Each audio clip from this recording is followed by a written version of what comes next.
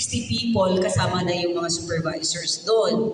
So pagpalagay mo mga 50 lang katao, 50, no? Lalo na ngayon, may census of population and housing pa tayo, and CPNS at the same time, no?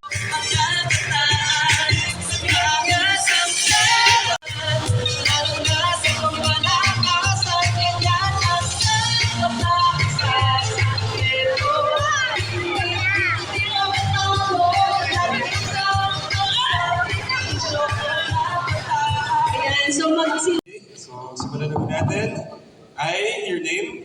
I, Nancy Mamawag, A contract of service worker a contract of service worker of the Philippine Statistics Authority of the Philippines Statistic Authority, and the do solemnly swear do solemnly swear that I will adhere that I will to adhere the data privacy principles to the data privacy principles, by maintaining the confidential integrity, and availability of personal data and the availability of personal data that I gain access or process that I gain access or as process part of my duties. as part of my duties. I acknowledge I that acknowledge I will be accountable that I will be for accountable my access for my access and use of collected personal information. and use of collected personal information, And it is my obligation and it is my obligation to exert reasonable to exert and reasonable appropriate security measure and appropriate security measure to protect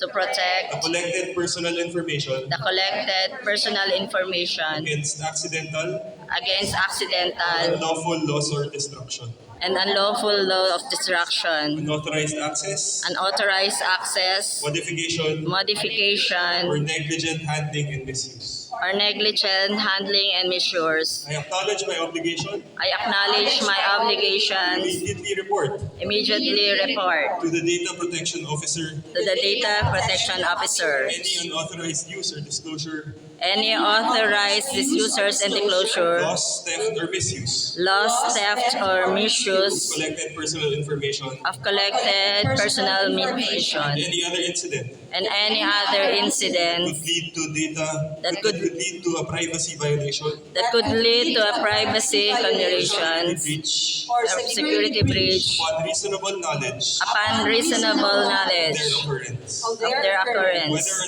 whether or I not am personally involved. personally involved. Upon the termination of my employment, Upon the termination of my employment separation with the PSA, or separation for the PSA, pledge to turn over I pledge to turn over all devices, all devices, storage media, storage media, and files, and files, whether paper-based or electronic, whether paper-based or which electronics, I have access to, that I have access which to, are in my possession, which are in my to possession, the designated PSA officers. to the designated PSA I officers. recognize that my duty to maintain I recognize the duty to maintain the confidentiality of personal data the confidentiality of personal data I was able to gain access to that I was able to gain access or to, process process as part of my duties, as a part of my duties. since even after the Issuances of the National Privacy and Commission other relevant laws and regulations. and other relevant laws and I regulations. also acknowledge and agree And I also acknowledge and agree that my failure to comply that my failure to comply with this oath of data privacy, to this oath of data privacy, as well as the provisions as well as the of the provisions DBA of 2012, of the DPA 2012 as IRR, as IRR, NVC issuances, NUC issuances, and other rules, regulations, and other rules and regulations, issuances set forth by the PSA, issuances as for the PSA, shall result in my being subject shall result as my being subject to appropriate disciplinary to appropriate disciplinary or legal actions, with legal actions, including termination of employment, during termination of employment, claim for damages, claim for without damages, prejudice without prejudice to possible criminal liabilities, to criminal liabilities against the DPA of 2012 against the BPA of and 2012 relevant laws. and relevant laws.